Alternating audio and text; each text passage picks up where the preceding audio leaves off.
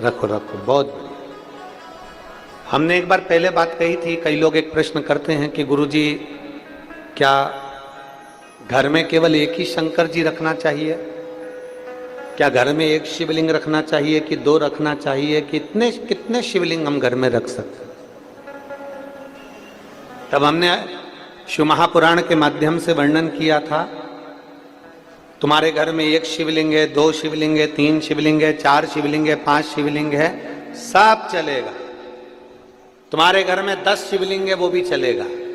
तुम्हारे घर में 11 शिवलिंग है, वो भी चलेगा। तुम्हारे घर में 12 शिवलिंग है, वो भी चलेगा। सारे देवी देवताओं की मूर्तियां एक या दो चल सकती है, पर शंकर का शिवलिंग तो अनगिनत तुम्हारे घर में रह सकता है।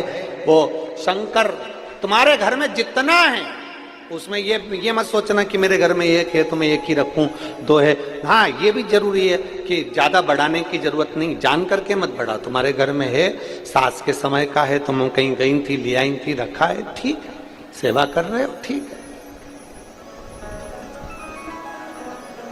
अब कई लोग कहते हैं गुरुजी अगर शंकर भगवान का शिवलिंग है तो उसका रोज पूजन जरूरी है।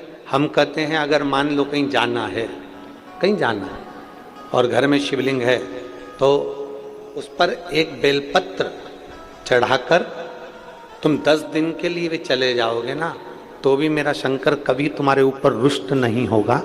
मेरा शिव जी कभी नहीं कहेगा कि तूने मेरे ऊपर जल नहीं चढ़ाया। वो प्रसन्न की प्रसन्न ही रहेगा, वो प्रसन्न की प्रसन्न ही रहेगा। उसकी प्रसन्नता कम नहीं होगी, वो प्रसन्नता का भाव उसके अंदर रहेगा। अब दुनिया के लोग कहते हैं कई बार कि शंकर जी गुस्सा कर देते हैं, अगर तुम ऐसा नहीं करोगे तो भगवान शंकर